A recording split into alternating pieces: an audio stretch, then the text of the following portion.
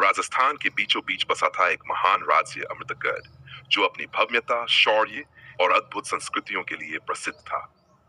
यहाँ का राजा विक्रमादित्य एक वीर योद्धा था, जिसके साहस और न्यायप्रियता का डंका पूरे राज्य में बजता था। उसकी रानी अनंगसेना सौंदर्य और बुद्धिमत्ता की मिसाल थी। उसकी आंखों में एक विशेष नूर था, जो किसी को भी आकर्षित कर लेता था।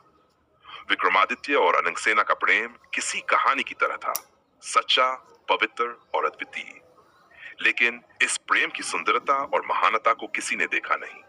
राज्य के एक वृद्ध तांत्रिक वरुणेश्वर ने विक्रमादित्य से कहा था, राजा, तुम्हारा प्रेम अमृत जैसा है, लेकिन अमृत की तरह इसका स्वाद कड़वा भी हो सकता है। तुम्हें एक शाप का सामना करना पड़ेगा, एक ऐसी परीक्षा जो तुम्हारी प्रेम कथा को एक भयानक मोड़ देगी। राजमहल में एक पुराना बंद तहखाना था, जिसमें एक शापित पंखा पड़ा था। किंवदंती थी कि जिसने भी उस पंखे को छुआ, वह प्रेम में असफल होगा। लेकिन विक्रमादित्य और अनंगसेना का प्रेम इतना मजबूत था कि वे उसे नजरअंदाज कर देते थे। एक रात जब अनंगसेना महल के आंगन में चली आई, एक रहस्यमयी काले बादल के साथ उसके साथ एक भयावह घटना घटी। वह अचेत हो गई। उसे विष दे दिया गया था और वह जीवन के अंतिम समय में प्रवेश कर चुकी थी। राजमहल में शोक की लहर दौड़ गई। राजा विक्रमादित्य का दिल टूट गया था। वह अपने रानी को बचाने के लिए हर रास्ता आजमाने को तैयार था, लेकिन किसी भी तंत्र मंत्र, औषधि या उपाय से वह उसे पुनर्जीवित नहीं कर पाया। एक रात उसने वरुणेश्वर के पास जाकर पूछा, क्या यह संभव है कि मैं अपनी रानी को जीवन दे सकूं? वरुणेश्वर ने गहरे रहस्यमय अंदाज में कहा, राजा, प्रेम की शक्ति इतनी महान होती है कि वह मृत्यु के फंदे को भी तोड़ सकती है। लेकिन इसके लिए तुम्हें एक यात्रा पर जाना होगा, एक ऐसी यात्रा जिसमें 7 जन्मों की परीक्षाएं होंगी। यदि तुम इन सभी को पार कर पाओ, तो तुम अपनी रानी को फिर से पा सकोगे। इससे पहले कि विक्रमादित्य कुछ और पूछता, तांत्रिक ने उसकी आंखों में एक जलती हुई पंखुड़ी दिखा दी। वह जलती हुई पंखुड़ी एक पुरानी पुस्तक से निकली थी, जिसमें 7 जन्मों की परीक्षाएं लिखी हुई थी। प्रेम, त्याग, साहस और विश्वास की अग्नि परीक्षाएं। राजा विक्रमादित्य ने बिना किसी भय के तांत्रिक की बात मानी और वह अपनी रानी को पुनः पाने के लिए 7 जन्मों की यात्रा पर निकल पड़ा। हर जन्म में उसे अपनी रानी को पहचानने और प्रेम सिद्ध करने की परीक्षा देनी थी। पहला जन्म, वह एक साधारण किसान बना, जहां उसे प्रेम के बिना जीवन जीने का अनुभव हुआ। लेकिन वह जानता था कि उसका दिल हमेशा अपनी रानी के पास रहेगा। दूसरा जन्म, एक युद्ध के मैदान में वह एक बहादुर सैनिक बना। यहाँ उसे अपनी रानी को युद्ध के बीच पहचानना था और अपने प्रेम को शौर्य से परखना था। तीसरा जन्म, वह एक तपस्वी बना और अपनी रानी को न केवल भौतिक रूप से बल्कि मानसिक रूप से भी पहचानने की चुनौती थी। और चौथा जन्म, एक व्यापारी के रूप में उसने प्रेम और लालच के बीच का द्वंद्व सहा। पांचवा जन्म, एक कवि के रूप में उसे शब्दों के माध्यम से प्रेम को अमर बनाना था। छठा जन्म, एक अंधे व्यक्ति के रूप में, जहां उसे बिना देखे भी प्रेम को महसूस करना था। सातवां जन्म, अंत में वह यमराज के दरबार में पहुंचा, जहां उसे अपने प्रेम की सच्चाई साबित करनी थी। यहाँ यमराज ने कहा, तुमने हर जन्म में अपनी रानी से प्रेम किया, लेकिन तुमसे अधिक प्रेम तुम्हारी आत्मा में छिपा हुआ है। तुम्हें यह साबित करना होगा कि प्रेम मृत्यु के पार भी जा सकता है। प्रेम और मृत्यु की विजय। 7 जन्मों के कठिन संघर्ष और परीक्षा के बाद राजा विक्रमादित्य ने यमराज से अपनी रानी को वापस पाने की प्रार्थना की। यमराज ने उसके प्रेम की शक्ति को महसूस किया और कहा, तुमने प्रेम को शुद्ध रूप से जिया है और अब तुम्हारी रानी तुम्हारे पास लौट आएगी। राजमहल में एक चमत्कारी दृश्य हुआ। अनंगसेना ने अपनी आंखें खोली और महल में फिर से हरियाली छा गई। शापित महल अब शाप मुक्त हो चुका था। राजा विक्रमादित्य और रानी अनंगसेना का प्रेम अमर हो गया। उन्होंने सच्चे प्रेम की अद्भुत परीक्षा दी थी और अब उनकी प्रेम कहानी इतिहास में अमर हो गई। उनका प्रेम एक उदाहरण बन गया कि जब तक प्रेम सच्चा होता है, तब तक मृत्यु भी उसकी शक्ति को हराकर नहीं रह सकती। राजा विक्रमादित्य ने यमराज से अपनी रानी को वापस पाने के बाद सोचा था कि अब वह शांति से अपना जीवन व्यतीत करेंगे, लेकिन उनके दिल में एक गहरी चिंता थी। वह महल में फिर से वही रहस्य शापित पंखा खोजने में लगे थे, जिसे छूने से उनके प्रेम को खतरा था।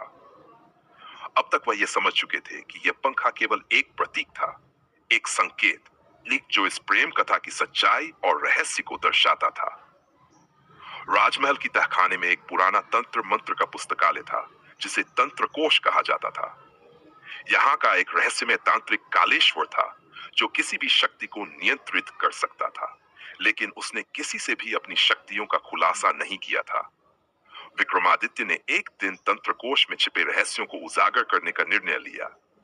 जब उसने कालेश्वर से पूछा, क्या ये पंखा और शापित महल फिर से मेरे प्रेम को नष्ट कर सकते हैं? कालेश्वर ने उसकी आंखों में एक रहस्यमय चमक देखी और कहा, राजा, ये पंखा केवल एक शुरुआत है। असली खतरा तो उस दरवाजे के पीछे है जहां मृत्यु के देवता खुद एक तंत्रिक शक्ति छिपाए हुए हैं। ट्विस्ट 1, कालेश्वर की सच्चाई। राजा विक्रमादित्य और कालेश्वर की बातचीत के दौरान एक नया रहस्य सामने आता है। कालेश्वर स्वयं एक शापित तांत्रिक था। कई सालों पहले उसने अपनी प्रेमिका को तंत्र मंत्र से जीवित करने की कोशिश की थी, लेकिन वह असफल हो गया और उसे शापित कर दिया गया। अब वह विक्रमादित्य की मदद करने के बहाने अपनी खोई हुई शक्ति वापस प्राप्त करना चाहता था।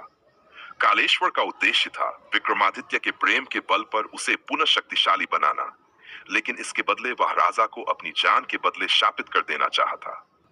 राजा विक्रमादित्य ने शंका करते हुए कालेश्वर की मदद ली, लेकिन उसे समझ नहीं आया कि वह तांत्रिक उसे क्यों धोखा देना चाहता था। कालेश्वर ने राजा को एक नई कठिन यात्रा पर भेज दिया। ये यात्रा उसे नागलोक तक ले जाती थी, जहां एक खतरनाक नागराज ने उसे एक रहस्यमय चरण पद्म, जन्मों की कुंजी, प्राप्त करने के लिए भेजा था। ये चरण पद्म एक चमत्कारी यंत्र था जो हर जन्म की कुंजी खोल सकता था, लेकिन यह यंत्र सिर्फ उस व्यक्ति को मिलता था जो अपनी जान की बाजी लगा सके। विक्रमादित्य ने इस यात्रा पर निकलते हुए न केवल अपने साहस को बल्कि अपने विश्वास को भी एक नई परीक्षा में डाला। नागलोक में विक्रमादित्य को नागराज ने चुनौती दी, तुम्हें इस यंत्र को प्राप्त करने के लिए नागलोक की 10 कठिनतम बाधाओं को पार करना होगा, लेकिन सावधान रहो, क्योंकि एक बार यदि तुमने ये यंत्र छीन लिया तो तुम्हारे और रानी के बीच का प्रेम भी तंत्र मंत्र के जाल में फंस जाएगा।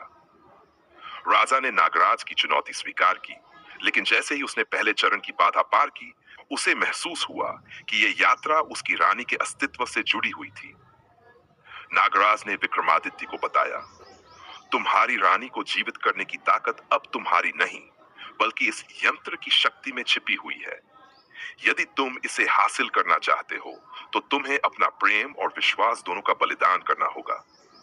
राजा ने मन ही मन तय किया कि वह अपनी रानी के लिए यह बलिदान देने के लिए तैयार था। विक्रमादित्य ने नागलोक से चरण पद्म प्राप्त किया और वापस राजमहल लौटा, लेकिन यहाँ एक और खतरा उसे इंतजार कर रहा था। कालेश्वर ने राजा के सामने एक नई शर्त रखी। उसने विक्रमादित्य को चेतावनी दी, यदि तुमने इस चरण पद्म का इस्तेमाल किया तो तुम्हारी रानी हमेशा के लिए तंत्र मंत्र के जाल में फंस जाएगी। तुम दोनों कभी भी शांति से जीवन नहीं जी पाओगे।